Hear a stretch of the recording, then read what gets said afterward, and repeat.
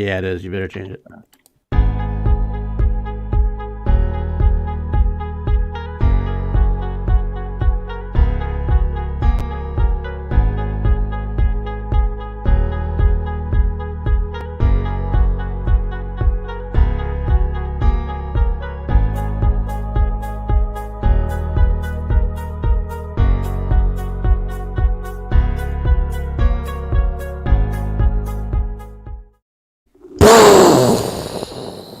What's up, everybody? Welcome to PLD Project, PLD-1138. Thank you, Jarvie, for getting your ass finally in gear. I got to throw you under the bus because, otherwise they're going to blame me, and I can't have that anymore. I'm not going to have it anymore. Just blame Always Jarvie. blame PLD. Always blame PLD. See, it never works. I try my best. It still never works. It's always going to be my fault. But that's okay.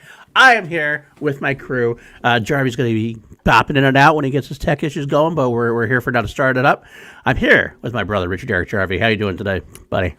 Not good. Not ready. Not sure if I can get through this episode. I just rewatched it. I'm destroyed completely. I'm not sure what's going to happen. All right. Fair enough. Pray for me. Next to you is my brother, Matty Gunner. How you doing, my friend?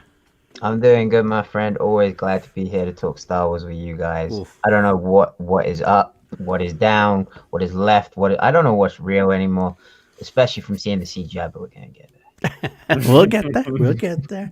And of course, spoilers are coming. That's right. Spoilers are coming. If you haven't watched the episode and you're here, I don't know what you're doing here. First of all, because that'd be just pretty dumb. I mean, I'm going to call you out for it. If you're not here, if you haven't watched the episode, I'm going to tell you to stop watching me and go watch the episode first, because that's just the only legitimate, responsible thing to do. So, finally, last but certainly not least, the lovely, talented, my wife, Bedor. How are you doing, honey? Hello. I'm doing good. Been up for 13 hours. Been talking Star Wars for every single one of those hours except 2. And really, even those 2, weren't you probably still mumbling a little bit about it under your breath? I got to say that you would be. I mean, I was on camera talking Schmodown, so I couldn't. So you would. But I was thinking it. Okay, fair enough. I did slide in a few mentions. Fair enough. Okay. Well, this was it, folks. We have finally hit the end of the road for season 2 of The Mandalorian: The Rescue. And I think we all have some big thoughts. And we're going to get right into it, just like the episode did. We're going to get right into it, just like the action was in the episode. We open up, boom, there we are. No time wasted. And we're going to go in. We're going to go hardcore. They're coming after Dr. Pershing. All right. And we have the great action sequence right in the beginning. You get Slave One flying through the stars. And this is a great opening sequence for me, because we didn't have to waste time. We get to see them in action. And I talked about this last night. Actually, Bedora and I were actually on Let's Get Ready last night. I was on the whole crowd with her show. So this is going to be a lot of repeat for us, but I don't care. The opening thing. Yeah, I'm going to pretend like I didn't say anything. First time talking about it. There you go. Good call. Oh, yes. Look at it. Yes. Yes, you do. You always have to yell at me. I'm always there. I'm always there to be yelled at. I should say hi to everybody in the chat so far. Star Drew popped in real quick. Thank you. Appreciate that. Much appreciated. Yes, Ferris, we'll talk about that as well. Davian, thank you. And about Mike, level 2. All you guys, thanks so much for being here. I appreciate that. Austin, wonderful to have you guys here. So here we are. We have the first sequence with the pirates, the ion cannon disabling the ship, and we have the tale of 2 pilots: the very hardcore Imperial pilot and the Joe Schmo who just try to make his way through the galaxy. And of course, we know what happens to those people, right? Actually, both of them. Well, they do. One guy's a little bit more like a punk than the other one, at least. At least one of them is standing up strong. The other one's kind of like, ah! What do you guys think of the opening sequence, Bedor? What did you think? I loved it. I really loved it. I don't know who said it, but as soon as you go in and it's ooh, just action, pew pew. And if you've seen my Twitter header, you know how much I love pew pew. So, right? Yeah. Matty, how about you, buddy? It makes a really cool sound, though. Yeah, that's true. There is only one sound that's better. Yeah. The seismic charges. But cool thing about the intro was that the music was a bit different as well. when we get the Mandalorian logo, it was a different tone, different style, and you can tell something's going to switch, like something's going to change. Right, exactly. Matt, how about you, bub? Dude, I love how Favreau, even in the MCU, has a way of humanizing the villains, the bad guys, because you have the one guy who's the imperialist to the core, will live and die for the Empire. You have the co-pilot that's like, hey man, I'm just trying to do a job here. Like, you know, we saw it in, I think it was Clerks 2, where they were talking about the contractors on the Death Star. This guy, you know, he's just trying to do a job. And then you have Dr. Pershing, who's like, okay, look, I'm here for a reason. I get I'm doing a shitty thing, but I'm also trying to look out for this kid. Oh, Pershing, that was really cool. Pershing could care less about the Empire. Yeah, Pershing could care less about the Empire. Yep. He's just a guy, like, he's decided he likes what he does, and he's just being used by him. He's not a brave person. He just is like, he's going to do his job, but if the Imperial are going to use him, he's like, okay. He's like Galen. He's like Galen Erso, pretty much. Yeah. Well, once the rebels rebels in this case, get a hold of him, he spills like nobody's business. So he doesn't care. He's like, yeah, sure, I'll tell you where at. I'll tell you everything you need to know. And Mike actually says, real quick, as we throw that in there, that was the cool part about that's the ion cannon thing I really liked about the opening sequence, because you get to see that. So it's like that's what they do. They stop the ship without destroying it, so they can board it. Speaking of boarding, real quick though, also a throwback to A New Hope. It had that kind of same sequence. It felt like the Star Destroyer docking with the Tantive 4 in a way, like the boarding. It had that same sound effect and everything. I love those little subtle things that are just tied all the universe together. You know. Yeah, Peyton Reed killed the directing of this episode. Star Wars, come here, give me a big hug. And I love the throwback with Carr asking about the Death Star and everything else, which one. It's just so good stuff, you know. So the little verbal jabs back and forth, which right? is a little bit of a theme throughout this episode, especially. But when she was just like, "Yeah, which one?" I was like, "Ooh, that one's like so savage." Savage, love it. All right, so we get out of there. We're going to go. We get to go visit some old friends, a little recruiting mission.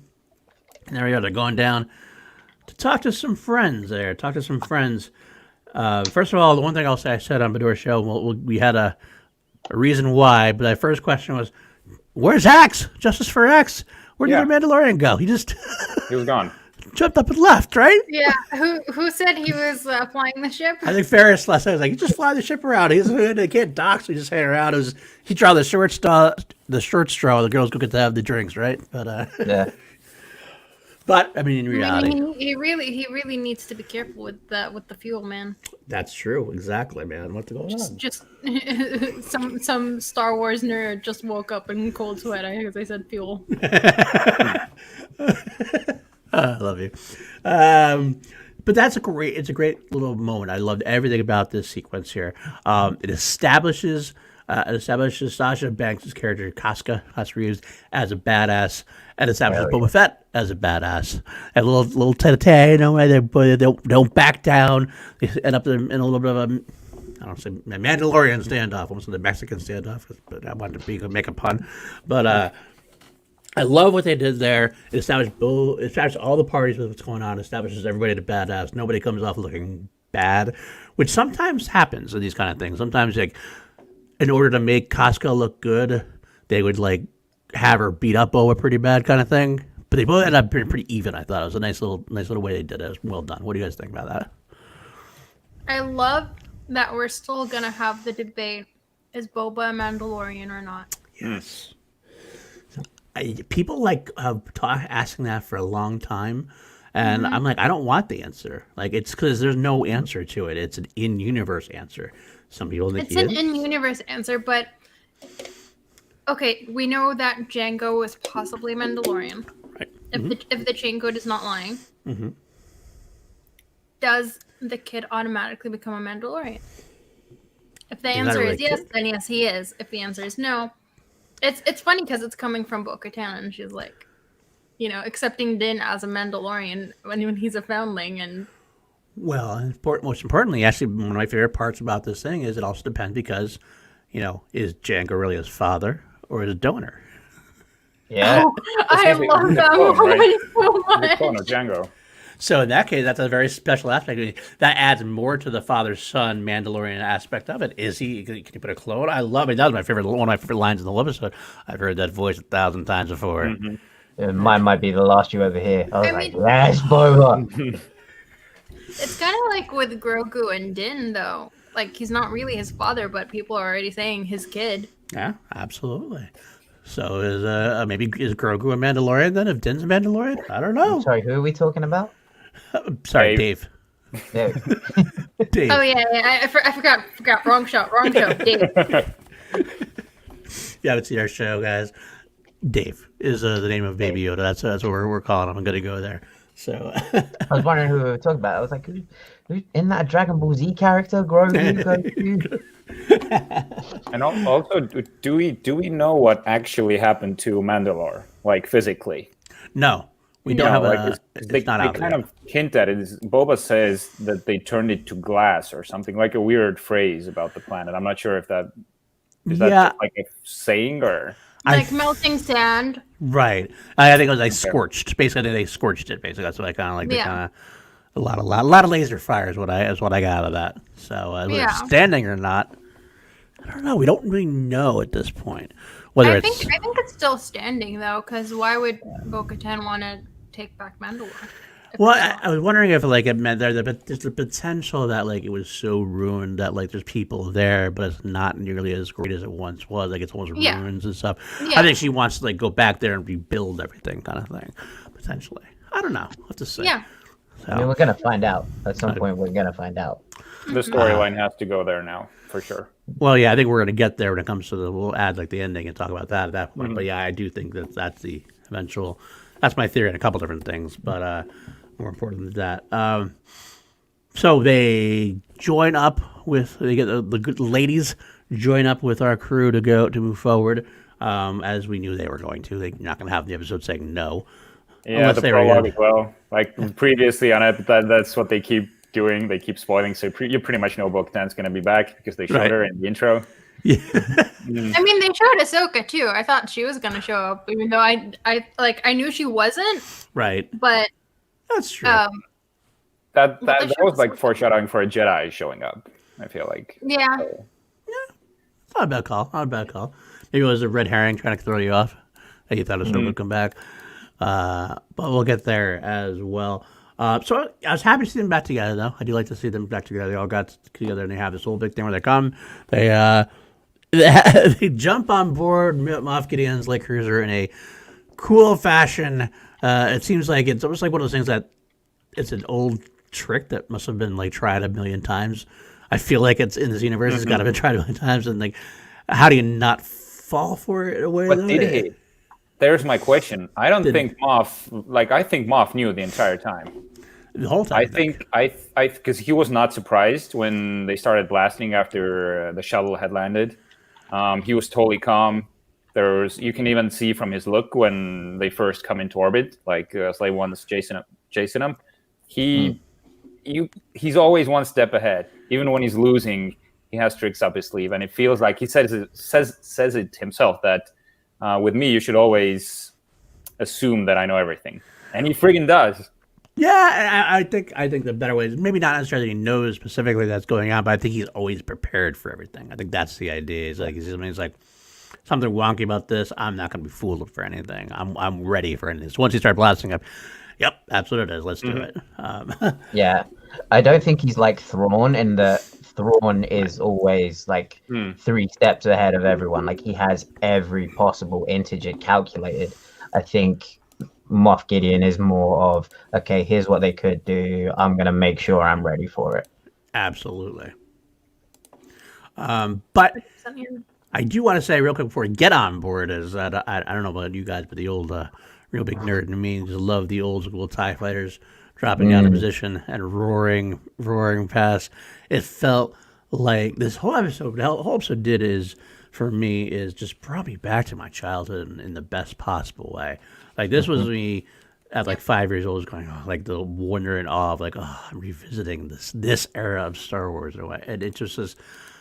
Oh, it was a beautiful thing. It was a beautiful thing. I can't. It's hard to describe what it did for me, but I love the space battle action. Go ahead. Yeah, I think I can describe it with saying it just sounds beautiful. Yes, and you know what? Star Wars is so much about sounds. It really, Yes. really is. Yes. Key things like we talked about earlier, the pew pew.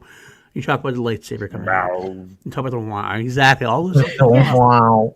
That's gonna be like the highlight of the entire season. The only way that could have been topped is if Dave talked.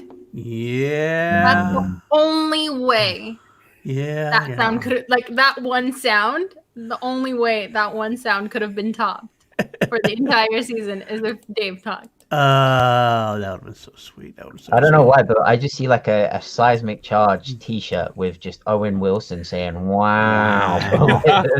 Seismic charge. Okay, Paul, kick me out of this chat room. Okay, are you doing? You're back. You're finally good. All right, here we go. 1. Get ready for it. 1, 2, 3. He's gone. I'm back. You're back. I'm back. There you go. Our tech issues are better. That was fast. In and out. That's what Jarby's all about. It begins. It begins. It begins as always. Okay, so we had the battle, and the one last thing before we get into the actual battle inside the cruiser. Some great space action and Fett doing a great job. I love the fact that he kept calling her princess. I'll make her a good princess, and he does, and then we get the little battle where all of a sudden, like, the TIE fighters come out, and then, like, when Fett has to actually, instead of just making it look good, he just does good and starts kicking ass. Yeah, that was. I thought he was going to shoot them. Oh yeah, he took care of business as well as he did. But I thought he was going to explode it all. But I think in a way that would have looked bad though. So all of a sudden he had a hard time with the cruisers and also just destroys everybody. That's what happened with the TIE fighters. The shuttle got away and it just immediately destroyed the TIE fighters with like easy shots. Almost left there. Then he left a few of them alive as he sped off there. Notice that. Hey there, Matty Kearns. Matty Kearns, good to see everybody in the chat. I love Matty Kearns. Also, you talked about the throwback of the TIE fighters and everything, but I thought it was a really cool thing that they showed how the TIE fighters deploy, like the doors, and that was like mixing the old with the new, and that was a really cool thing to see it like launch out there. Yeah. Was this the first time that we've seen the TIE fighters released that way? Because normally we've seen them like fly out of the Force Awakens when Poe and Finn take the TIE fighter. We kind of see how they get out there as well. It wasn't quite the tube, but right? It wasn't the tube, yeah. Right. You saw it like moving. You guys saw like the whole thing like that. So it's kind of like an interesting combination of both to a degree. But it did seem in the galaxy it made sense the way they were doing it. I kind of felt a little bit also maybe this is me looking too much, a little Clone Wars-y as far as how the old Republic. The Clone Wars, the Republic side used to have their Jedi Starfighters kind of like move into that center area for them to go out together in a way. All sorts are related, not quite the same, but all very cool. It is, you know what? Remind me, it is. It was very Battlestar Galactica. There's a lot of Battlestar Galactica nods in this, as we're going to get to. I can already see Maddie getting tingly about a certain I'm ready. squadron of. And I'm gonna have to say I told you so, Maddie. Just so you know, I'm gonna have to say that now. I know. I'm ready. I'm ready for it. So we had the plan. They had the plan in place, and we had the idea the girls are pretty much gonna take care of everything else, and then they're gonna give Din the chance to go off and find our boy Dave, and it works well. I love the fact, and this is where somebody actually, I think it was Frank Janish who brought it up, or he read it somewhere, that the reason, like the good reason why Axe wasn't around is that it gave us like a more organic female empowerment moment. Like they kind of said it was like instead of having like the one in the Avengers Endgame, which my wife and I talk about a lot, like it seemed like that was a very like, an unsubtle way to do it. Or this was like the organic version of that. We had 4 kick-ass female warriors wrecking shop on this ship. but it all seemed like so perfectly done that you almost didn't even think it was almost like an afterthought.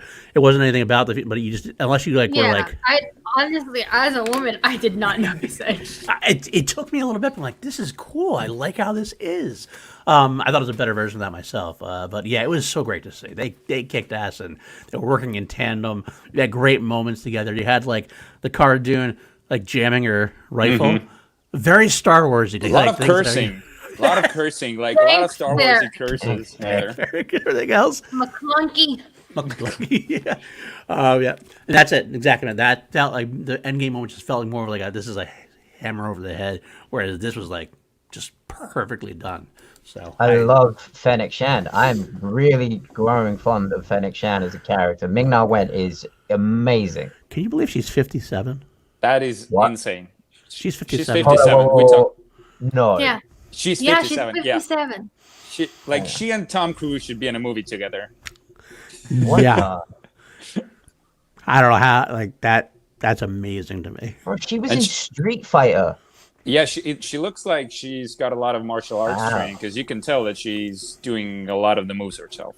Oh yeah. Oh, 100%. She looks fantastic. Not to objectify women on this show, but she looks fantastic. No, Yeah. You should just objectify me. That's all I'm at. You can justify me. Yeah, isn't that like a rite of passage to life? It's true. It's very Objectifying PLD? Yeah, boys.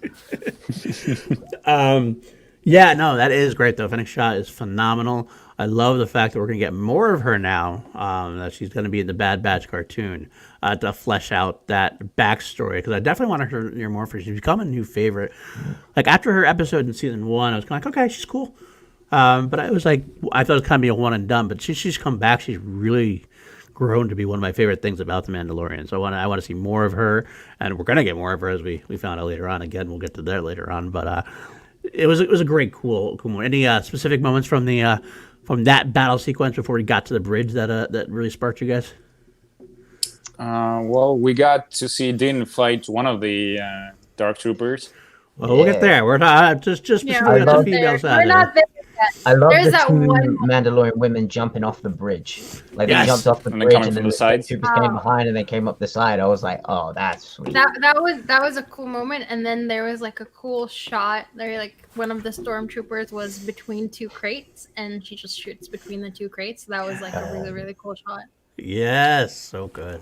We also got to see, is it RA7 or RA7? How do you pronounce it? The droid. The droid, the Death Star droid. Yes, yeah. RA7. Yes. Is it the same droid?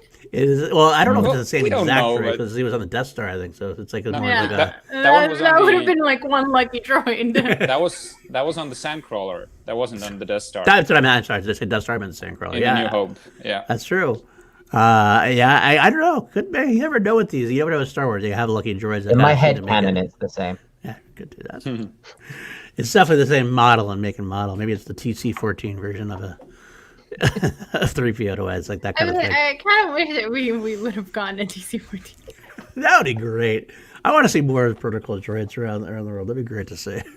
But I love those throwbacks myself. I love those things.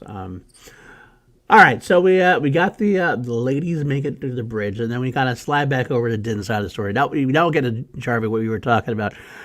We see the Dark Troopers starting to unload.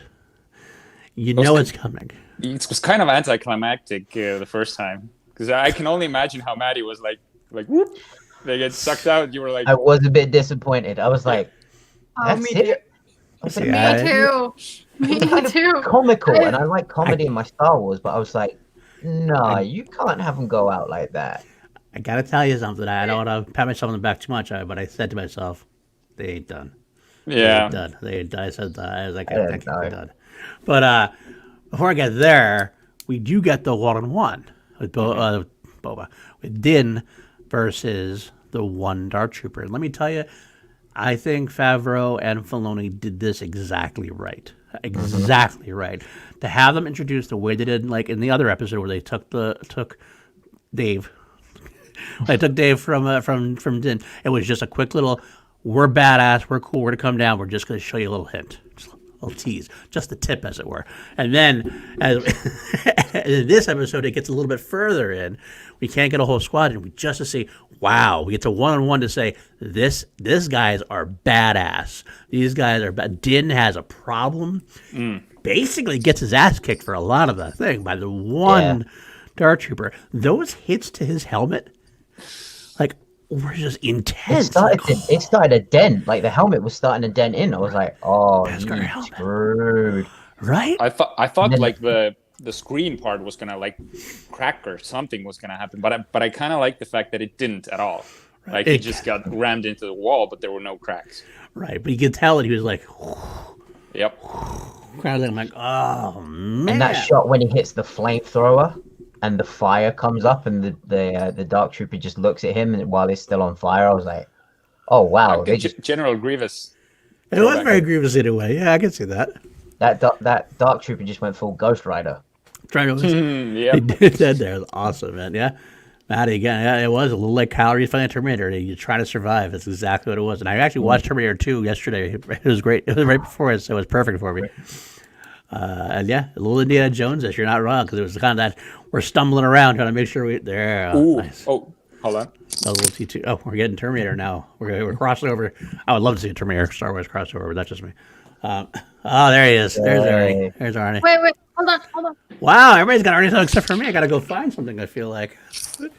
Oh, we got Maul. Way better anyway. Oh, really? You think I have something other than Star Wars? I was surprised for a second. I literally was. I was like, really? She's got something too? All right.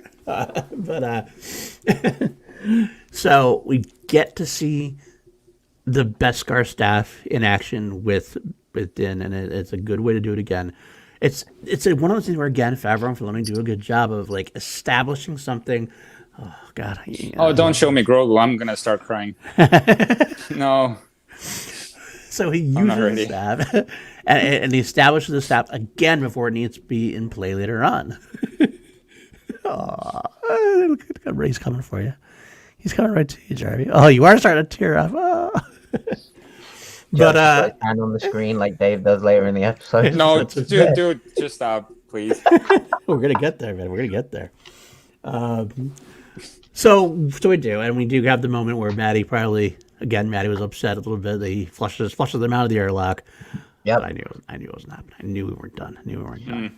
I mean, the turn where he got knocked down, and then he did the turn and pulled the staff and then stabbed him through the neck. I was like, that's sweet. Yeah, that's like very old school martial arts movie. Like, right?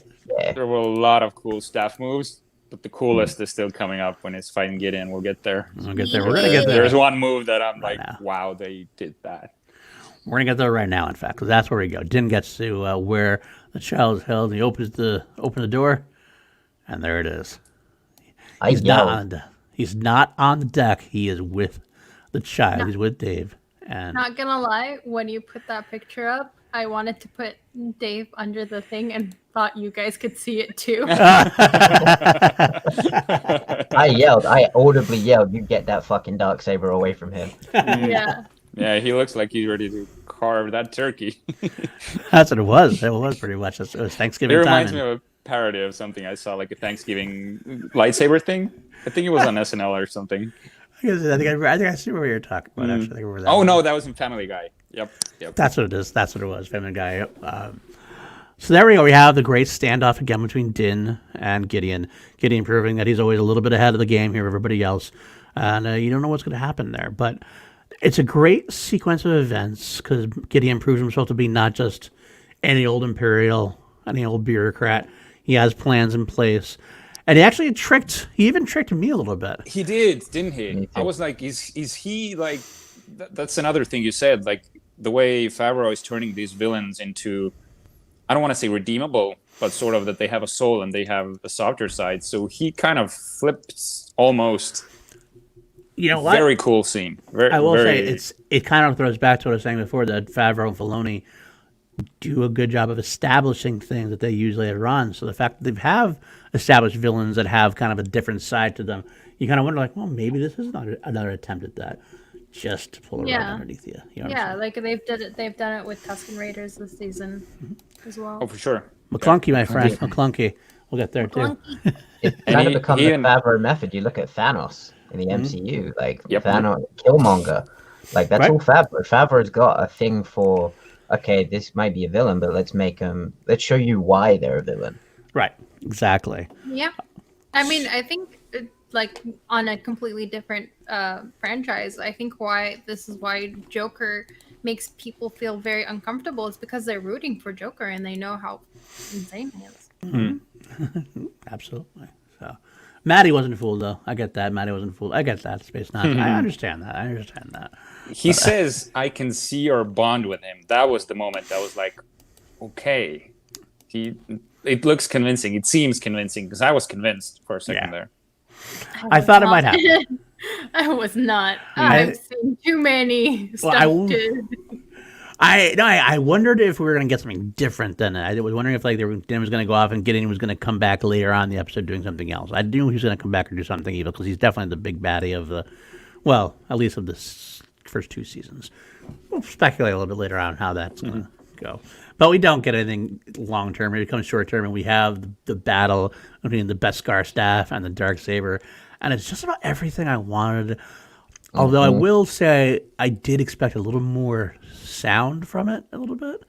Same. Right? Did you? Sound? What do you mean? Like I don't know. Remember the episode with Ahsoka with them when the magistrate was like hitting Of it course. on the floor and Oh, how yeah. the sound was so massive. Right. This episode it felt very muted, Comparatively, yeah, I agree. especially against a Darksaber. True. I didn't notice that, but now that you say, it did. Yeah.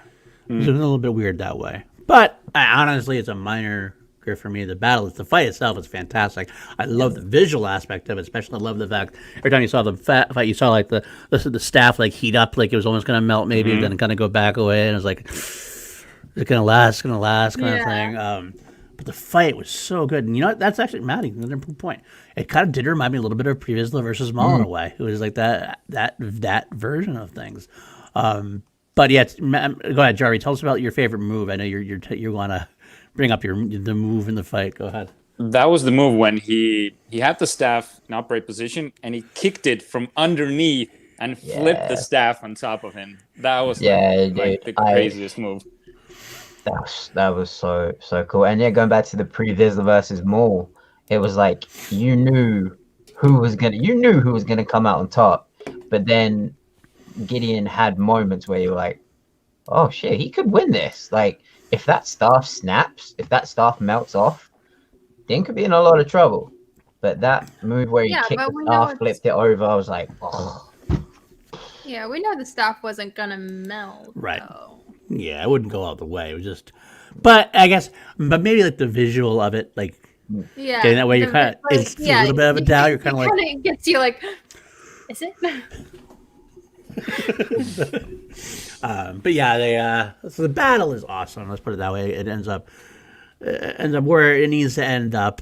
The Darksaber knocked out, and we have Din in charge, Din and grabbing Gideon and bringing him back to the bridge. And the look on Bo-Katan's face As soon as tells she comes you up. everything. And it's so well done. You kind of come in, you see something's wrong, but you're not entirely sure what yet. You're kind of like, seems less celebratory than you would think it would be, right? You're like, Yeah. Okay. And I think we all had that reaction just because of what happened in Rebel. We didn't think her reaction would be that. Right. You're like, this is the culmination, because the whole time she's like, I want Gideon, I want the Darksaber. She explains why she wants it. Yeah. But she gets specific, like, Gideon's mine. And like, it's this whole thing the whole time. You're not sure, okay, well, why is she really that? You kind of think it's more blowhard in a way. It's like, the character who wants her personal revenge. Or it's kind of like one of those things, like, I didn't think a whole lot of it. And then Gideon comes out with basically the Elder Wand theory, Elder Wand version of Good call. the Darksaber. You can't just give the Darksaber. You have to beat the wielder of the Darksaber in order to really claim it. Now this brings up the interesting plot hole, which I'm going to say plot hole like that because I don't think it's a plot hole. Just like Din just like the Mandalorians that then was not take off their helmets ever versus Bo-Katan. We have the idea where Gideon says that she can't just accept the Darksaber, that she has to win it in order to have respect. Now, I think what's going to happen, I don't know when, I don't know where, I don't know how, eventually we're going to get the Bo-Katan backstory. I feel like we're going to have a moment where I got door brought up and we were on the same page. Totally on the same page at the point. Yeah, let's pretend that we didn't talk about it and it's your idea because it's your show now. All right, it's my show. Yeah, it's my idea now. So, like, last time was your idea, that was my idea. So here we go. The fact is we're going to have to see a show where, yes, Bo-Katan took the saber from Sabine that was freely given, and yet somewhere between then and now, all we knew before is that Mandalore was basically destroyed, that Bo-Katan was kind of like on the outs. We don't know what happened. I think we do now. I think that for whatever reason, because she took the saber without winning the saber, she was not respected. She was not respected as a leader. It could be that Gideon eventually took the saber from her in the same kind of aspect. And so she couldn't hold Mandalore. She couldn't lead Mandalore because she didn't have the respect of the people. It's a very warlike culture. Even when Satine was trying to run that pacifistic side of things and she was working on it, there's always that undercut of a nobility, a respect, like a warrior respect at a level. So you have to win. You can't just be given the crown. You have to win the crown, and she never won the crown. And I think that's going to be Bo-Katan's legendary life, the rest of her life story. She's going to have to find a way, and I think we'll get there a little bit later on, a little more speculated. We're going to speculate the future at the end. I think it's a big storyline point going forward, obviously. Bo-Katan needs to win. But in the case of this episode, it led to some great moments, both humorous and not. I love the fact that he's like, all right, fine, 10. All right, fine. Okay, so I yield. Yep. Yeah, you fought me. You won. You beat me. Good. I don't care. Take the fucking thing. I don't care. Yeah. He's Jon Snow. He doesn't want to be king. And I think that it opens up a really good plot point, because if you think about at the start of the episode, Bo-Katan said, if we fought the Empire as hard as we fight each other, then Mandalore would still be around. Right. And she was also very critical of Din's, the way he is, like, oh, you're one of those guys, you don't take off the helmet, you still go by the traditional ways. And then you think of how Mig said everyone has a code until you need to break it. She now needs to go back to that way to essentially do what she doesn't want, another Mandalorian civil war, but right. She's got to fight another one of her own to get what she wants, to break her code and go back to the old ways that she criticized to get what she wants. I have something about that, just because they need to fight, but Din didn't kill Moff Gideon, so she doesn't really need to kill him. She just needs to take the saber from his hand. That's what Moff says. Maybe she'll get another crack at it, which was kind of vague. Yeah. But yeah, that's a good question. I mean, somebody in the chat saying the same thing for Mike saying, but does it have to end in death? I mean, it doesn't have to be a fight to death. I don't think it's gonna end in. I don't think it's gonna end in death, because technically, right now, Din is the rightful ruler of Mandalore. Right. And he didn't kill Moff Gideon. He just won the Darksaber. I wonder. Yeah, no, you're right. I wonder if Billy Armus. Exactly. That's what happens eventually, right? And I don't know, but it seemed like it has to be. I think it's somewhere left in the middle at this point. It's a little left, a little vague. We don't actually have that yet because we got interrupted, obviously. But I think that it's the idea that you can't just have Din versus Bo-Katan is going to be a battle. If it's a real fight between the two characters, it's going to be a battle. And in order for her to really earn that respect, she has to have a real battle with them. And the idea is, if Din is going to go after Bo-Katan and not just give up, we don't know who would win at this point. So if Din fought, even if he doesn't want the throne, but he has his respect and he wants to defeat Bo-Katan just for his own respect level, it could be a different fight that Bo-Katan doesn't want to fight. And it's not necessarily about a fight to the death. It's just about which of these characters is going to be the one that elevates himself to the throne of Mandalore. If Din beats Bo-Katan. Just lie that they fought? It could, but come on. Honor the Mandalorian being honored. It's not like it doesn't quite work that way. But, I get it. It is kind of a little bit of there's a question to it, but I kind of rolled with it. I kind of said, all right, well, it's because the thing is, because of the interruption, we didn't get the real final answer to it. It's more like well, we're in a little bit of a pickle now. How are we going to figure this out? And then we get the idea that this is where I got to say, I told you so, buddy. Yeah. Yeah, and before we get to that, I want to add, on second watch, I realized how clever Filoni and Favreau are. Like, really how clever they are, because the interruption comes just after Moff Gideon says, it's not the sword that has power, but the story of it. Mm-hmm. And then who comes in? And I'm ready to take my I told you so now. You get to see the Cylons. I mean the look at the dark troopers really establish themselves as why they're such badasses. They come through. We realize, holy shit! And Gideon says it best: "You fought one. You basically got your ass kicked. How are you gonna handle a platoon of them?" Oh man, they set up, get everything ready. And it's this great standoff. They're all slowly. It's a slow burn, but it's a good slow burn. Like, it just builds up the tension more and more. They just stop. They're setting themselves up through the ship. You're like, okay. And I got a quick thought in my head. Honestly, was, well, they're all in the bridge. Do they really need to establish themselves anywhere? Like, why are they establishing themselves anywhere else at this point? We're just gonna go take the bridge. I want to see the whole. 6 of them or whatever, and they were against them all, right? But I was like, so why are you cutting your numbers down? I was kind of like, okay. But that was just kind of a fleeting thought. I'm like, all right, that's kind of cool. What they're doing. Again, Filoni and Favreau setting it up perfectly to what we're going to get. And then, of course... Talking about the slow burn, when the Dark Troopers first start to deploy, the music and the sound effects, you're sort of like, you're not sure if it's them gearing up or if it's the music, but I don't really care because it's really cool and it's not really a Star Warsy moment, but it works. Right. That's the thing with the Goranson's score. It's like drawing a line when it's almost not Star Warsy, but it still works. Yeah, I mean, like last episode with the dubstep. Exactly. Yeah, it was that dubstep. was Exactly. Good call. A little bit of fake dubstep, but good enough. Have you guys seen Ash Crossan's Twitter? Yes, I have. Dance to it. Really? It's so funny. She like, complete side note. She's like, look, listen here, Dave Filoni and Jon Favreau, and there's like the music playing in the background. Can you pull it up, Paul?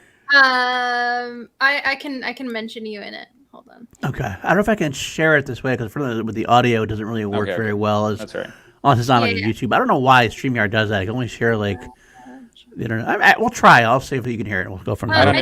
I just mentioned Twitter. Okay, I'll do it. I don't know. I follow you on Twitter. Well, yeah, I probably have it. Jarvie had a Twitter. He just never uses it. He No. only uses it because I have to plug socials. No, I just have it because I'm hoping that maybe Tom Cruise will follow me.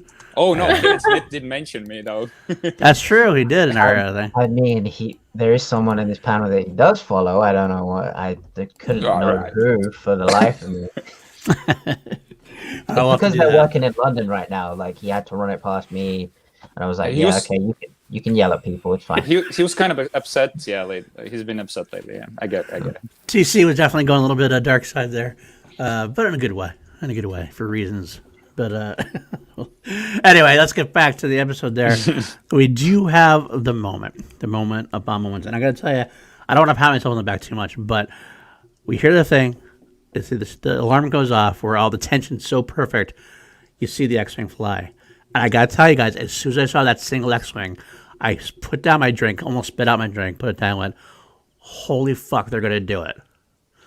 Like, I had not let myself...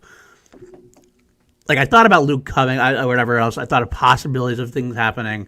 But I really kind of never let myself believe that they're fully going to go all in on it. I really didn't. I thought they were going to go with Ezra. I thought they might go with Quinlan Voss, which I like the idea of Quinlan Voss. I still do. I thought it was almost anybody. I thought it might be Ahsoka. But maybe this might be, because I know some people weren't as convinced right away. Maybe this is me showing my age a little bit. But, like, in the legend stories, Luke had his X-wing. It was always Luke and his X-wing. Luke and his X-wing every flew. Even outside of Rogue Squadron, he had his own X-wing, flew everywhere. So they threw an X-wing in there, and I went, "Holy fuck, they're gonna do it!" And I was just completely. As soon as it was almost like a ring moment where when Cara Dune goes, "Oh, one X-wing, we're gonna be saved." Mm-hmm. It solidified even more to me. I'm like, if only you knew. Could you see R2 on top, like from the X-wing, from that You shot? could see an R2 unit. Okay, but you who it can't was. see the R2 colors. unit.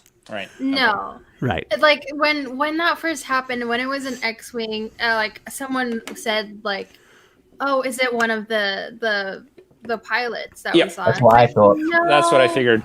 I thought it was no. Carson What are they Faber. gonna do? Die? It's not gonna do anything. And then you see the R2 unit, and they're like, "That's it." and then you see the green lightsaber, and you're like, But you're still. What did it for me? And then you was see, the like, the lightsaber one- hilt.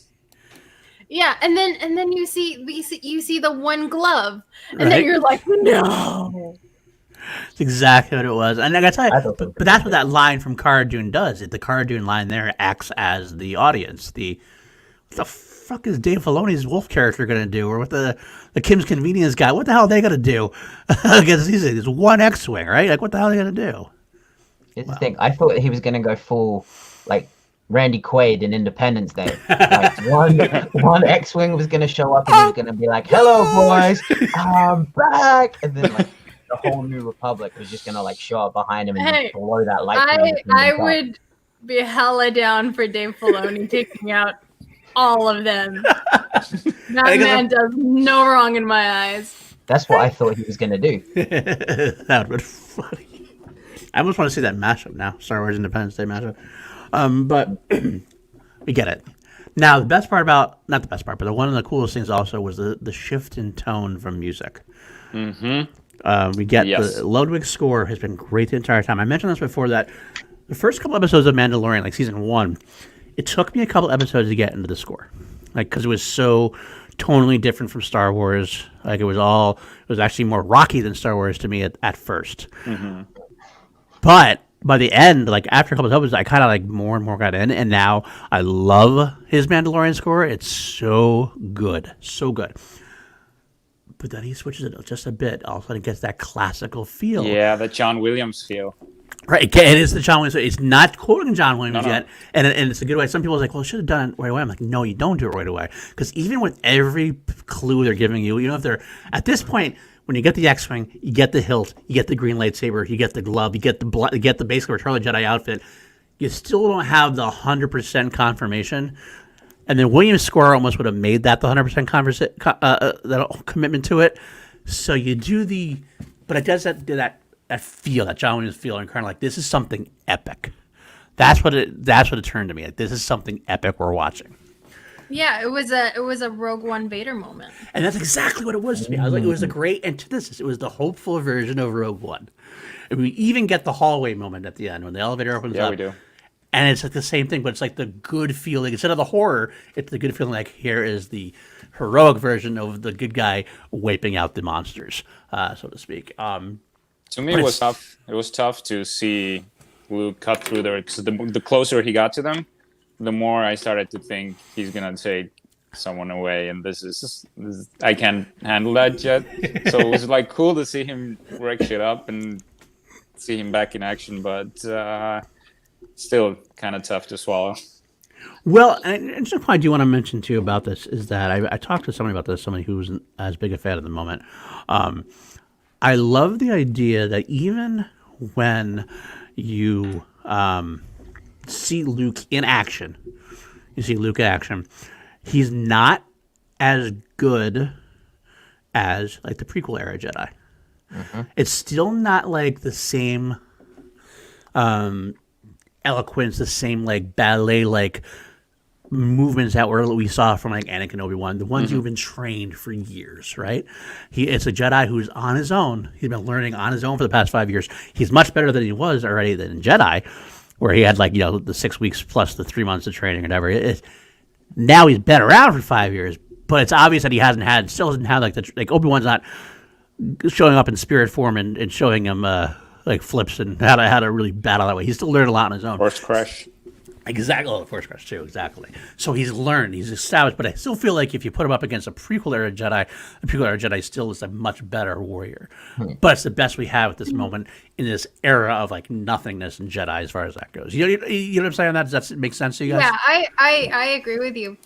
Personally, for me, prequel Jedi are my favorite Jedi fights. Right. I keep saying fight on Mustafar is my favorite of all time. Oh, for sure, absolutely. Love it. Close second for me. Is the Vader Luke one yours? No, Duel of the Fates. Oh, Yeah, of course. it has to be Maul for you. I should have guessed. Come on, Bido, you know me better than that. Yeah, that's my second. Love it. Oh God. I might my second too. I'm thinking that we'll have to do that a tier ranking at some point. We'll do a whole show to lightsaber duels. Yes. We'll do that. So we get the moment, and he gets there. Grogu, of course, is where Jarvis is going to start crying. Oh, You see The good Grogu's thing is, ears pop up. Grogu- Really, Yeah, touch the screen. So that was kind of like he felt a connection. He felt a bond with Luke already. what was that? Was like, No, not ready. Not ready. Imagine if you just let out like a, and that's it. just like one. that was funny. So anyway, we get to the point where Luke wrecks shop. Good one, Jarvie. I love I that. love that, Jarvie. And they're ready to go, and Din is like, okay, open the doors. And Fennec's like, yeah, are you crazy? But it's a Jedi, obviously. We're going to have it. Door opens. And Bo-Katan's reaction, a Jedi? Like Right. at first, because they're like enemies way more than Din should be. Yeah. Her initial reaction is a Jedi, and then Moff's face when he realized that a Jedi is on board. That is like first time you see he's not in control of the situation. He's like, I'm Yeah. done. Fuck. I'm fucked now. And you love seeing it because it all goes to the establishment of how good the Jedi are. It kind of a way was same like sort of like the Phantom Menace. In the very beginning of Phantom Menace, when the Neimoidians are on, and all of a sudden the guy's like, "Have you ever dealt with a Jedi before?" Well, I they all get scared. Close the blast doors. This is not. It's exactly the same kind of feel. They know it establishes how powerful the Jedi are, how amazing they are, especially in terms of now in this time and era where we don't have them anymore. So it's even more of like a myth. It starts to become that myth you hear about. You hear about in the sequel trilogy, where they're more of a myth at that point. And you hear about Luke as well. It's the legend of Luke Skywalker. At this time, he's going around helping everyone. And Moff Gideon's like, oh shit, he's here. Uh-oh. It's the guy that blew up our Death Star, killed the Emperor. I'm fucked. Exactly. So the door opens. We let the door open. The green saber walks in. And then we get through. I love the fact, really quick, I want to say, like, it was the hand motions he does too. It was this very elegant way. He like closes the saber, puts the saber in, and puts it up, and the reveal. And the whole time, Frank Janice actually said yesterday, we were talking about it, during the whole sequence leading up to this, it did become a little bit of sense of holy fuck, they're going to do it. But there was this back of my mind, kind of like, okay, they're going to do it. How are they going to do it? How, what's going on here? How are we doing this now? Yeah, like watching it, we had like a watch party. Me, Ferris, Justin, Thrawn, like all of us were just chilling. And the first question I asked was like, "Is it Sebastian Stan?" Is it going to be an actor? Right. I almost like hoped that it was, because I still can't get behind the de-aging technology. Yeah, like the only de-aging that I've seen that was good was Captain Marvel. Yeah, and I don't understand how YouTubers with just laptops can make perfect deepfakes, perfect, flawless deepfakes, and Disney has to use this de-aging that looks subpar. I think it has to do with like the amount of. I mean, I guess it's potentially with in terms of the quickness of the YouTube can do it like really kind of quick and dirty with stuff that's already done. Whereas you got to actually be there on scene, it's a little more difficult. I think. I don't know. I don't know. But either way, I got to say, honestly speaking, I don't care. I No, me give a shit about the CGI. To me, it's good enough. Mm-hmm. The truth is, I can't make Mark Hamill like 30, whatever he was, 30 years old or something, 27, whatever he's supposed to be at that age. So we're not going to get that. So as long as we have the hint of it, you get the Mark Hamill voice, I let it go. And that might be something that maybe I'm happy I can. I know some people had a problem with it and they can't get over it. That's not me. I'm like, I see my Luke Skywalker. And I got to tell you, I was not the hugest Luke fan. I was a big Luke fan when I was a kid, between 5 and 8 years old. And then I started moving on to Han and Vader, and and that became the rest of my Star Wars life. And I kind of had this Luke, whatever. Maddie's not going to like what you're saying right now. I know. Currency. I know he's not. And it's true, but it's true. I was never, even when they brought him back for Last Jedi, I was like, okay, it's cool to see Mark Hamill doing it. I like Mark Hamill. I do like Mark Hamill. I love Mark Hamill. It's not like that I hate Luke, but he was never this big thing for me. I felt like I was 8 years old again, and I felt like, oh my God, I love Luke again. For just the few moments, I felt like really like a kid again, seeing Luke in his prime, like we never got to see ever. Didn't see him kick out like that, and it just they cued the John Williams music in perfectly. Yeah. They saved it right from the moment he showed it. And then and I got to be honest with you, I can hear that without seeing anything else. I almost start getting misty. I'm like, it's just so beautiful. Yeah, I'm trying really hard. Have you heard Samuel Kim's? Oh, we're going to talk about that. We're going to talk about Samuel Kim. But going back to the CGI and Sebastian Stan thing, I think for this moment, I think they did it the right way. Because if you have Sebastian Stan and he takes the hood off and you see Sebastian Stan, what's going to get the better reaction? Holy shit, that's Luke Skywalker, or holy shit, that's Bucky? I agree, 100%. Yeah, that is true. I mean, I feel like if they will do something with Luke Skywalker, I hope they cast Sebastian Stan and be like, hey, it's going to be Sebastian Stan. It's not like it's a secret, or so people can get used to the idea of Sebastian, because everyone wants it. That's the thing. Like you've seen the I think it was trending on Twitter. Sebastian Stan, like I think it was. Sebastian Stan was trending, and again, spoilers the second it was done. Yeah, exactly. That's true. And Sebastian Stan knows how to operate the bionic arm already. Yeah, there you go. That's true. Hell yeah. That's true. The best part about also what I was saying about it is the fact is, this is something you could get away with the CGI for. If this was going to be a whole episode, or if they're going to have a Luke Skywalker show or Luke Skywalker's a recurring character, then you need to recast, because then it's going to be too much to do, and it'd be too much to have that to try to keep it up, and it would take me out a lot for having it be that much. But for like the 3 or 4 minutes of dialogue here, for this particular visual, I thought it was perfect. It just wouldn't have the same you didn't need to say I'm Luke Skywalker. You knew it was Luke Skywalker. That's what Matty Khan said right there. You would have to have almost like Sebastian Stan would have to, even though he looks a lot like Mark Hamill, and even though he suggested it and hinted it, there's still an effect of, well, it's Sebastian Stan. Is he really playing Luke, or is this some? I mean, you know in your head, but this way, it's definitive. Yeah, that's fucking Mark Hamill. The line. If they had Sebastian Stan say the line, "Hi, I'm Luke Skywalker. I'm here to rescue you." All right, to rescue Dave. But I think it's guys, that wasn't his first line. It was "I am" was right. Yes, right, exactly. Yes, I am, or something. Yes, I am, because you are you Jedi. So, yeah. Yes, I am. What? Wait, what? That was his first line. To Leia? No. In this episode. In this episode. Oh, okay. I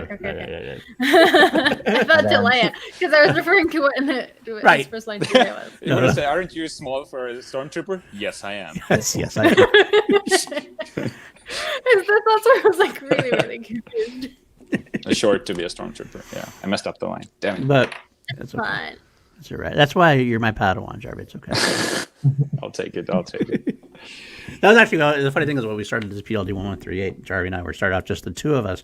That was that idea, the throw of me having a lot of experience in Star Wars and Jarvis being like a huge fan but not having quite the same experience. So it was a nice little group thing. But then we added two lovely people on, and it's become even better.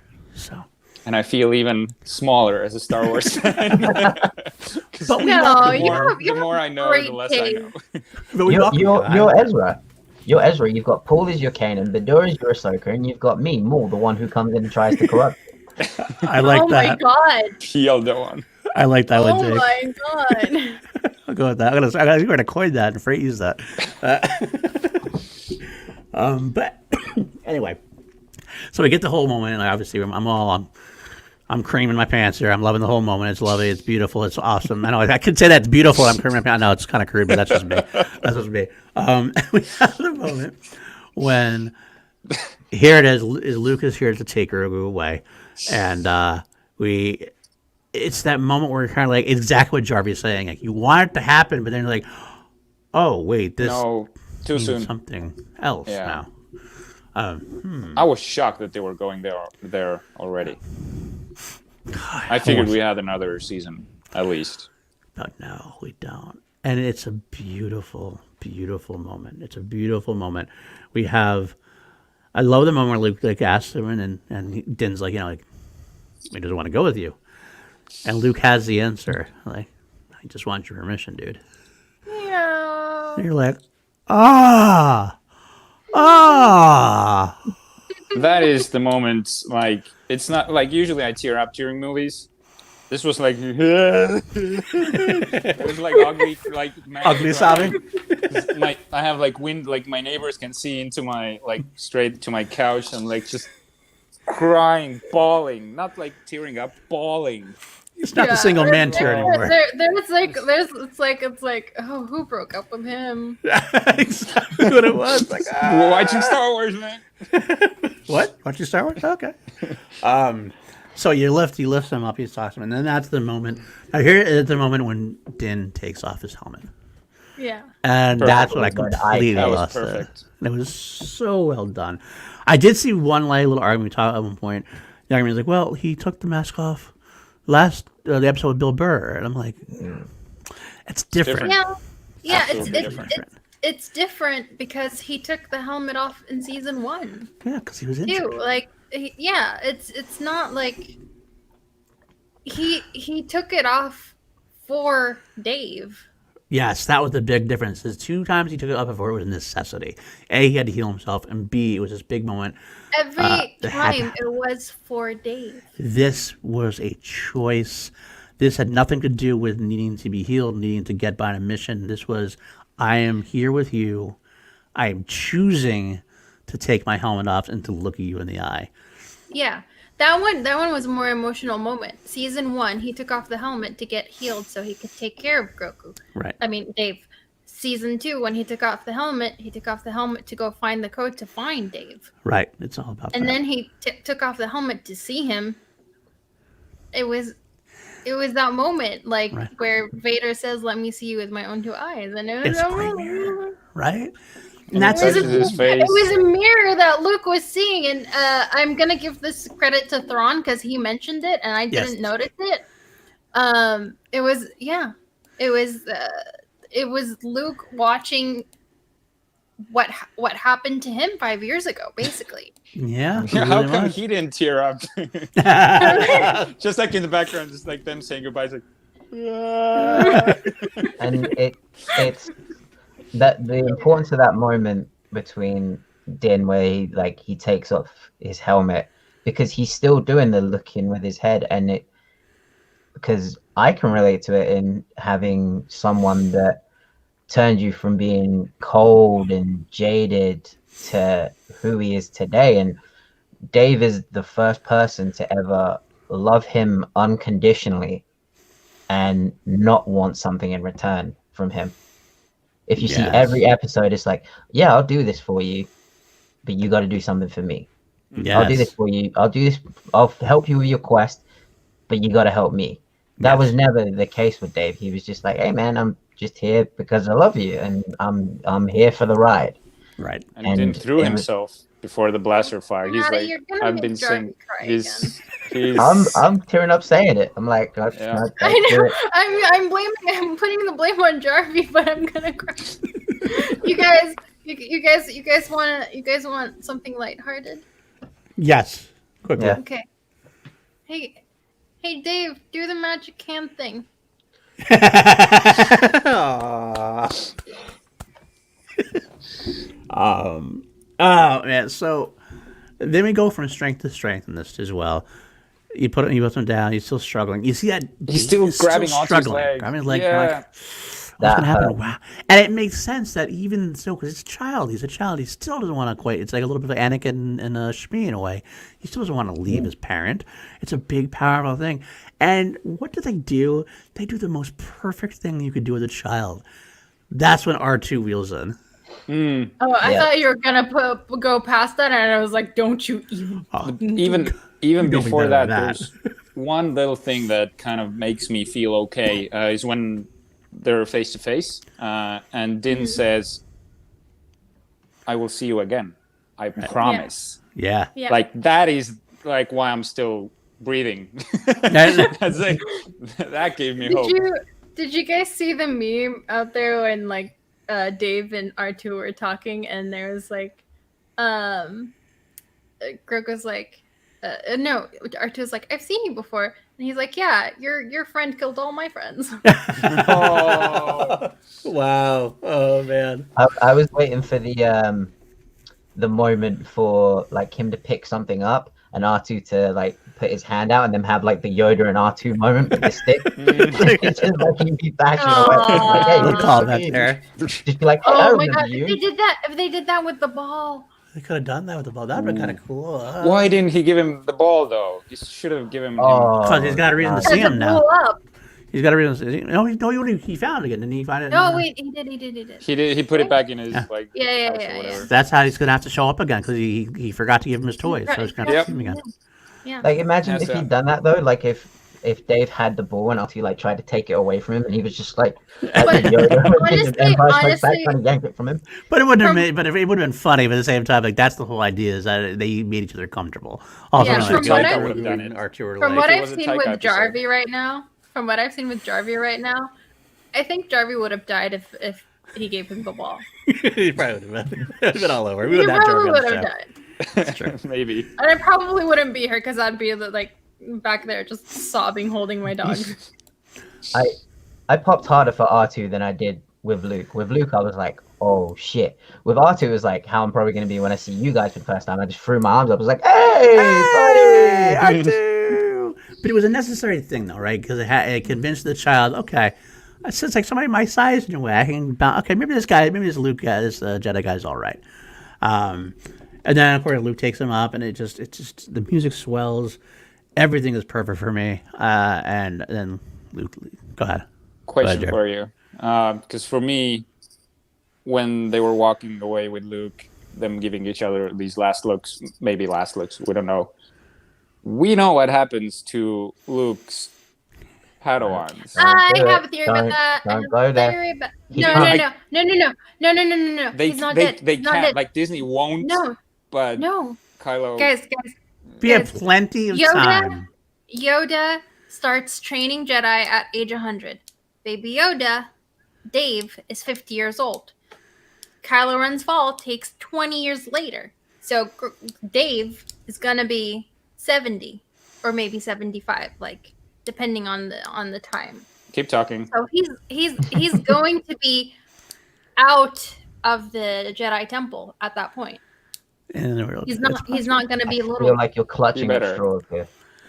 No, The no, way no, I no. looked at it, honestly, to be honest with like- both, I think that she actually has a point. I think honestly, there's so much time between now and then. We have no idea what's going to happen. We don't even know if he's going to stay with Luke at all. By the end of the series, he could pop in, he can hop off with Ahsoka on a side trip. Right now, Luke's taking the train. Well, we have 20 years to figure out what happens between now and then. I get the implications there. You could be worried about it. I get that too. But there's some people like Karen said, "Oh my god, well that's it. He's dead now."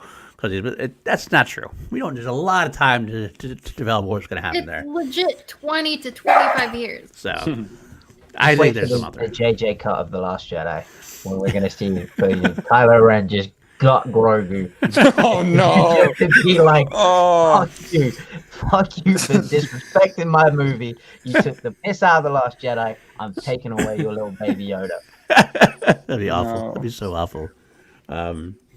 Okay, but anyway, so we had anything else we want to say about that, the Luke moment before he leaves at this point? I had That's something, true. but I'm forgetting it now. Absolutely could be true because he was there at the temple at the time. He could have seen it. You never Yeah. know. Maybe. Oh, I wanted to ask if so are you all agreeing that that goes to speculation. Do you think Grogu will be back in the Mandalorian? Yes. Not Yes. right away. My Do you think other he'll be trained the next time we see him? possibly, but my other theory of Grogu not being dead because he is money for Disney and Disney Yep. does not like getting rid of money. It's Han Solo all over again. Han Solo yeah. from the Jedi all over again. I think we can There's no money to be possibly made from dead Grogu tells. either next season or the season after Din just taking Dave from the temple. I could absolutely see that. I think it's going to be a little bit of a while, but he'll be back. Dead Grogu dolls. I can't get that phrase. no my money. God. No money to be made from them. That's what they're going to say at this Fair point. play to Disney for this though, because, and we'll get into the speculation, but they have pretty much said, all right, you're not going to see this little moneymaker for a while. Like, we're gonna put him on the back shelf. Like, we're not gonna see him. So credit to Disney for doing that. But then they brought in their other moneymaker of Luke Skywalker, and You never know. But he's not constant. Like Yeah. this guy was constant. Like legit for the past 2 years, all I could hear about was this guy. I wouldn't be surprised if we get some kind of animated series or animated shorts about Grogu and Luke. Grogu and Luke or something like that. Maybe like not like a full series, but like little shorts. You know what I'm saying? I love all the setups that they have set up right now.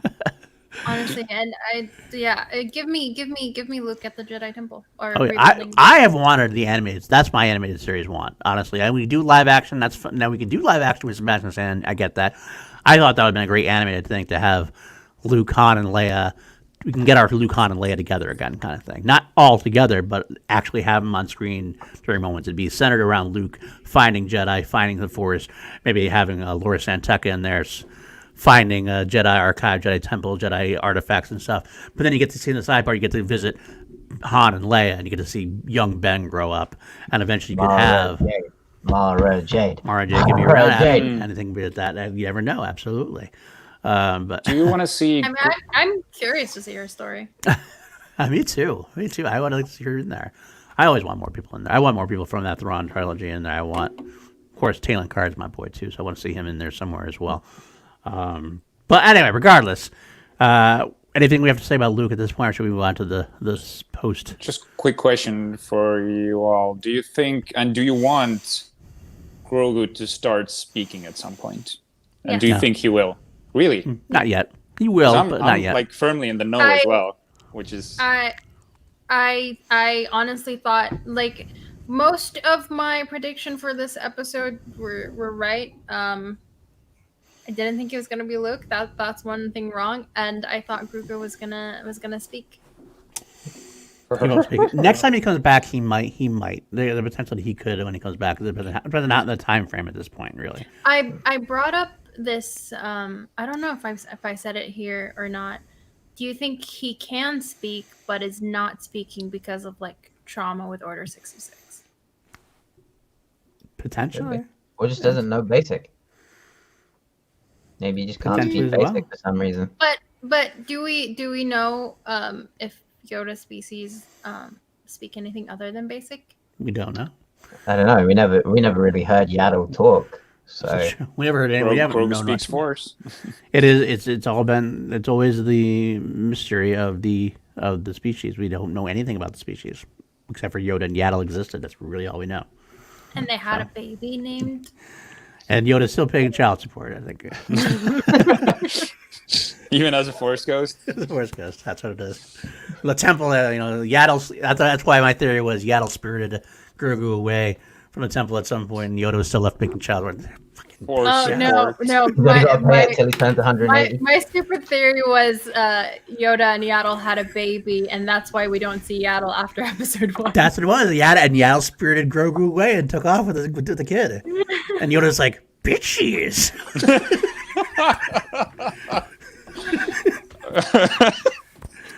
Deadbeat, I am not. Vasectomy I need. Oh no! You should, yeah, like Disney hire Paul. Do the magic hand thing. That's Yoda should have done that magic hand thing a bit more. Oh, no. Dude, stop.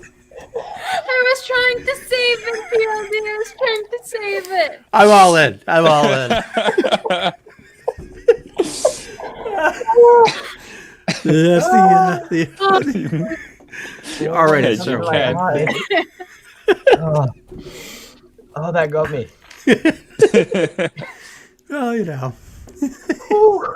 sometimes things happen. It can be a lonely place. I mean, they're mostly supposed to be celibate. They got to do something, right? Anyway, so we have that at the moment with Luke, and then I don't know if it was ever really on the rails, but we'll go there. I mean, it's PLD projects. What do you expect? Absolutely. Anything PLD touches. Literally. Pause. Okay, so we have the moment, and then we have the post-credit scene. Oh, Now- the music before the post-credit scene. Usually, the Mandalorian episode ends with The concept art, and Yeah. it ends with very sort of the Mandalorian theme, the main theme. This was again very John Williams-y and very symphonic, and there was no like hip hop sort of thing that the theme kind of has. This was Right. completely different end credits. Yeah, they were. Yes, and like the artwork has always been some of the best part of the artwork during this. The credits has always been an amazing bonus we get in a way. But yeah, the music was kick ass at this point. It really was. Yes, I know. You're right. You're right. I know. Yes, a Kia T Money dozen Legends had a lot. Yes. There was mate. And Forget his name. The guy from Master and Apprentice.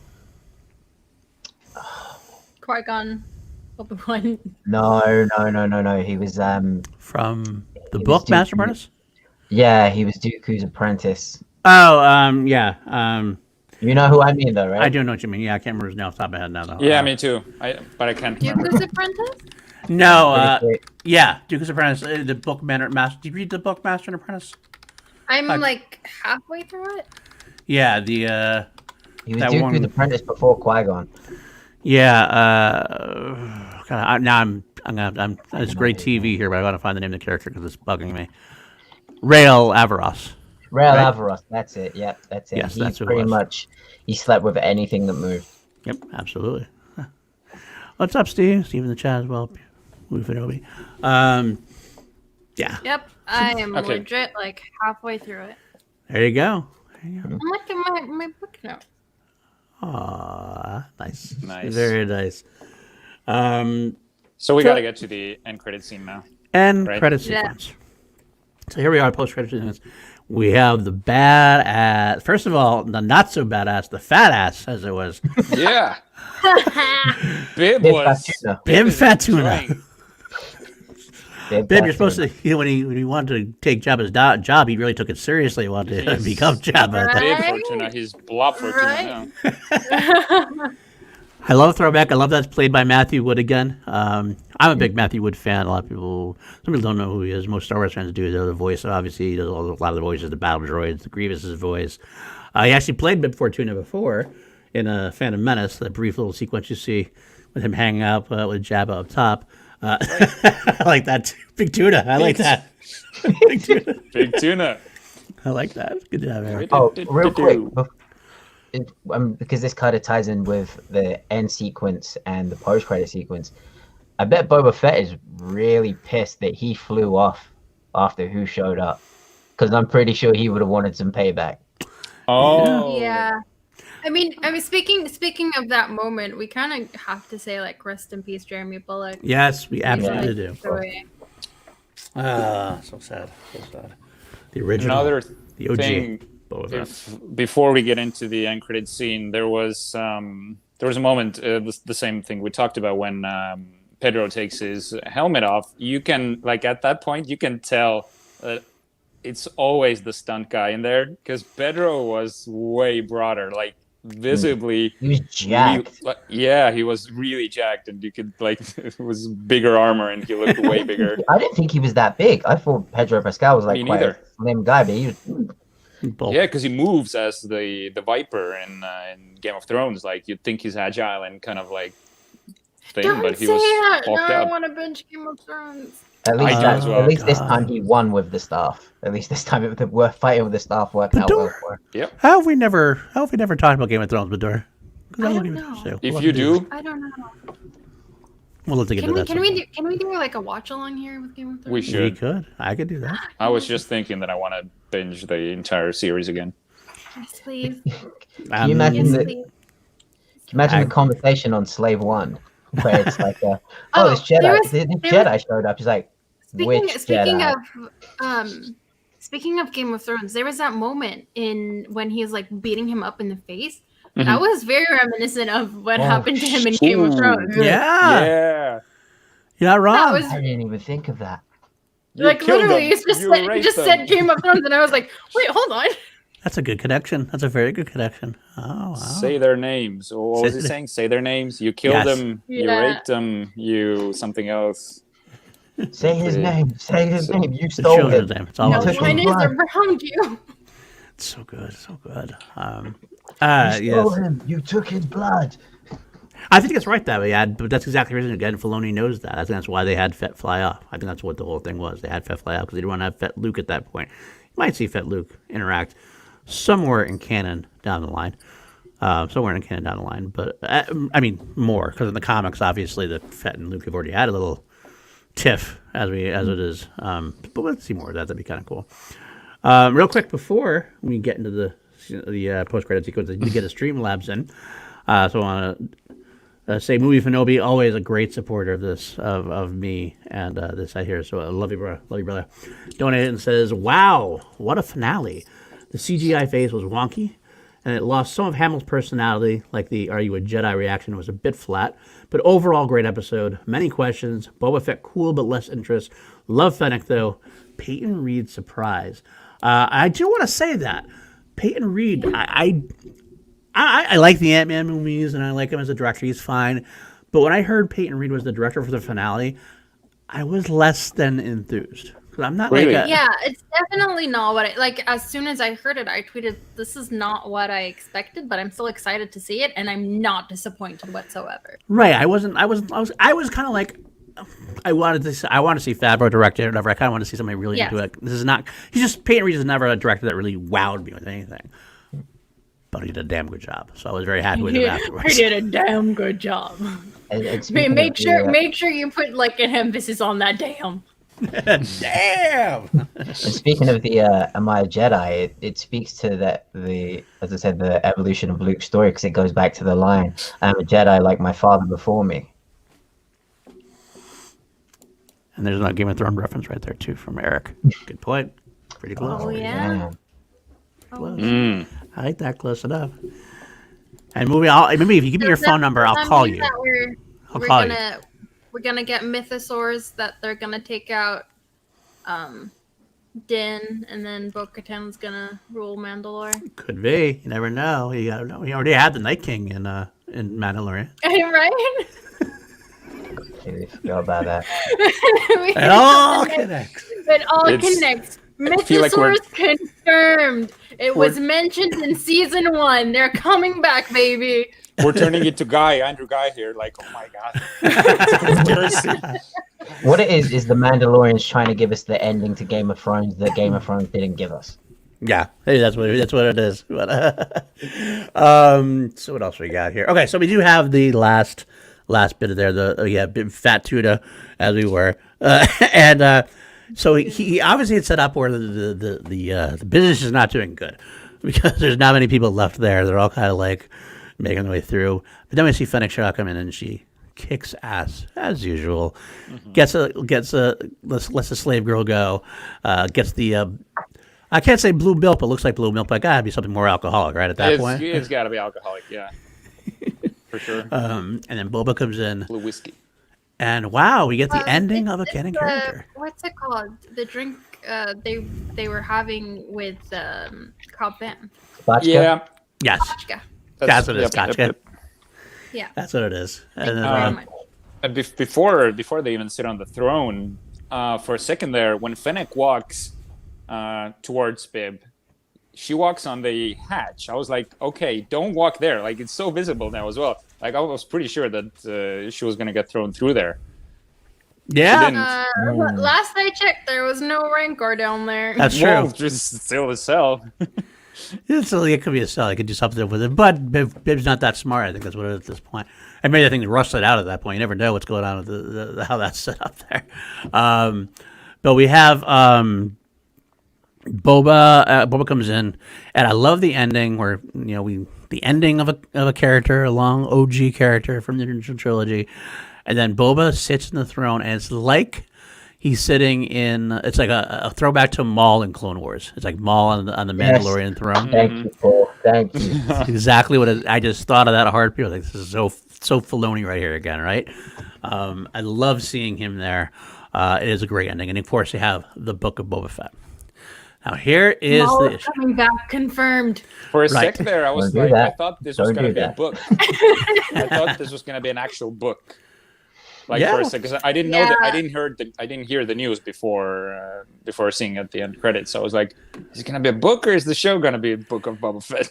We'll have to find out real quick. I just wanted to say hi to have some of my coworkers. Actually, they're. I talk to Star Wars. They don't watch Star Wars as much as I do, but they I always like No one bug does. them with talk to Star Wars. That's true.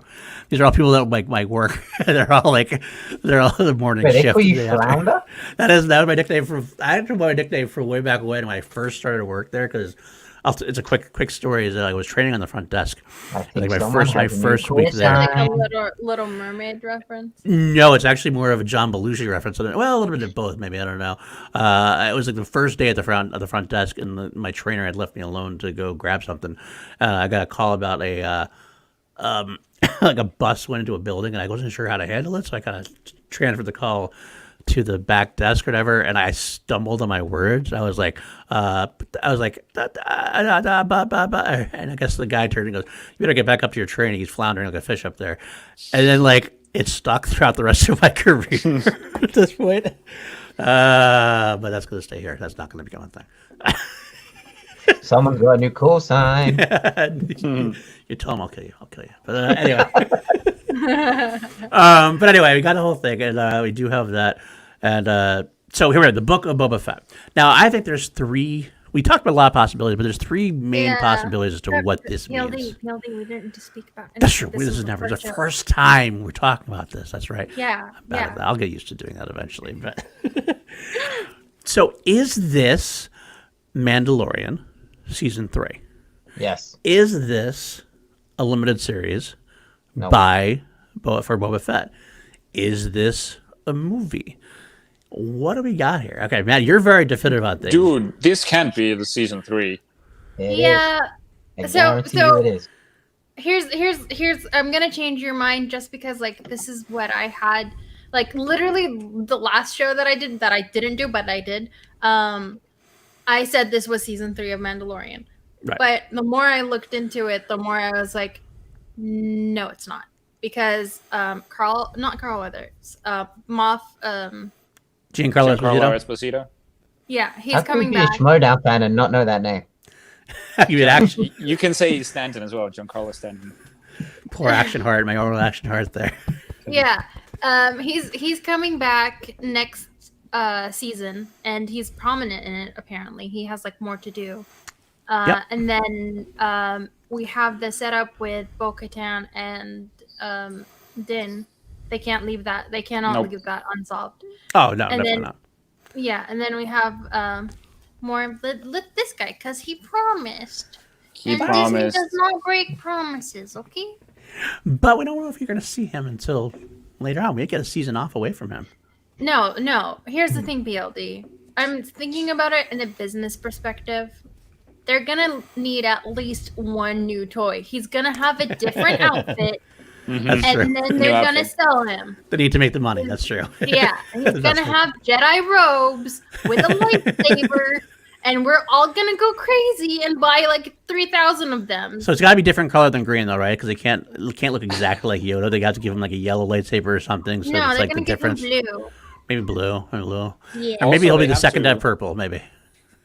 They will have to definitely reimagine the character as far as the puppet side of it goes, because you can't have Dave fight as a puppet. You Right. have to have more CGI or something in there, because how can you? Because even though I love that they used a puppet for Dave, he was clunky. Like the way he moved, like you can tell, like He was McClunky? You mean It's McClunky? it's very McClunky how he moves. Having Uh, been correct. PLD, this is why I love you. He's like, you're derailing your own channel today, like completely derailing. It's what I do. I say I'm allowed to do it if anybody else says so. Oh, What if please they be do purple. That would never happen, but What if they do I like a love baby purple. Groot kind of situation where he comes back and he's Teen Dave? I am Dave. says, I am Dave. I am Dave. Dave, I am. Dave. Dave, I am. Here I am. Yes, I was actually going to bring it up, Eric. I did hear that line. Yep. That was really actually. I love that. Was my favorite parts of the movie. He said, "I like they're doubling down on McClunky," and I love it. I love they're doubling down on it. Let it go, man.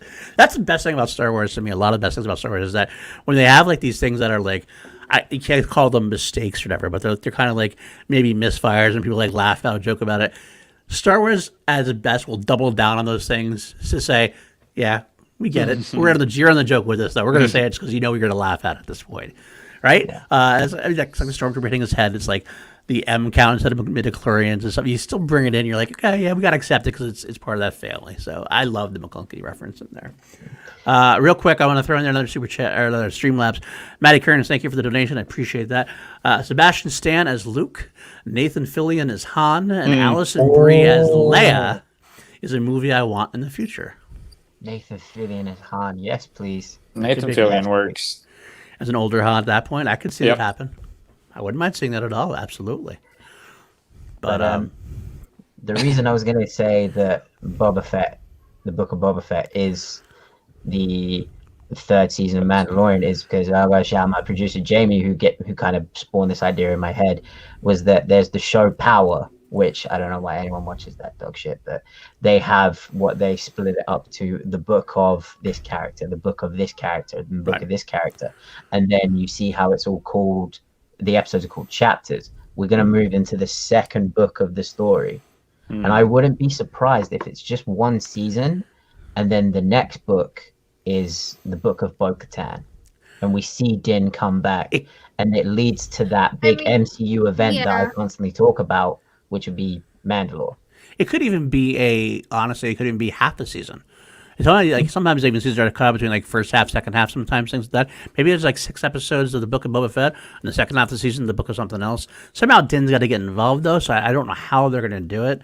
And here's the other wrinkle I want to throw into this whole thing is that we have Rangers of the New Republic announced, we have Ahsoka announced, and Kathleen Kennedy has already said that these 3 shows are going to be in the same shared timeline. Eventually, they're going to cross over and lead to a big event, which I think that is what you're referring to, man. I think the big event that's going to lead to is the retaking of Mandalore. Again, the Siege of Mandalore Part 2, as it were, in a different fashion. So Boba Fett fitting in there, is that an extra series? That's why I kind of wonder if it is an extra series, so they get the 4th series involved in that. I don't know. I'll have to see. There's another thing during the Disney when they announced all the shows, they were announcing 10 shows, but they said that one more show will be announced later. Right. And we already know Mandalorian is part of like a thing, so. Sure. And that absolutely could be. I'm open to being wrong. I've already been called out once on this show today. I'm open. I mean, look, we're gonna get a year from now. Either and it's gonna be the way, door saying, "Matty, I told you so," instead of Paul. no. Either way, it's gonna be good because they're both Mandalorians. Maybe they will explore how Boba Fett is or isn't a Mandalorian. Maybe we'll see him. Like, I really doubt he's gonna be a Jabba and turn into Fatty Fett. Yeah. Fatty Fett. I love that. A lot So of maybe terms being coined today. it is. I like that. I mean, it could be. So yeah, it could be. There's a lot of different things. I think we're gonna find out soon. I think you're gonna clarify it soon, and we'll figure it out. Yeah, because they said it will release in December. If it's a mini thing, the Mandalorian season 3 was pushed back to December 25th, Christmas Day. 25th on I Christmas think. Day, yeah. So it was pushed back. So maybe it's like beginning of December we'll get 4 or 5 episodes of Boba Fett and then into Mandalorian. And maybe it's hard to think because, I mean, honestly speaking, the thing is a lot of seasons are, I mean, 12, 15 episodes can make up a season. So you could have like this 4 episodes take up the budgetary of we'll say we're going to have a Mandalorian season 3 that beats like 15 episodes long. And they just take the first 4 and like split it off and make it a Boba Fett series as part of like the, so it's almost like a series within a series sort of thing, possibly. Yeah. So it starts off with the Boba Fett stuff, and then we go into the rest of Mandalorian season 3. What if they're all connected? Because we know Ahsoka, Rangers, Mandalorian are all connected. Boba Fett could be connected, and they all could be airing at the same time. Because how can you, like we didn't talk about it before, but how can you have like a thing that will lead up to something when they all meet in the middle if they're not airing at the same time? Right, and that's what you got to do. It's going to have to happen. And the thing is, Disney has also announced in other shows that we're going to get other Star Wars shows different parts of the year. We're going to get Lando, we're going to get the Acolyte and things like that. We're going to have the different things about that. That could be in the summer. That could be in the fall. We'll have the Mandalorian stuff in the Christmas time season, almost like replacing the movies in a way. Whereas, yeah, that's what I was wondering. It's a good question. I'll get back to you on that one. I don't know off the top of my head, but I'll get back to you on that. Warm enough to. I can just say this: they smell worse on the inside than they do the outside. That's very true. That's very true. I'm gonna guess and say 45 degrees. I'm gonna go with that. They're cold. They're cold animals, so we'll go with that. Oh, you got it. You got the other system. It was a joke. All right. I mean, I'm lukewarm, yeah.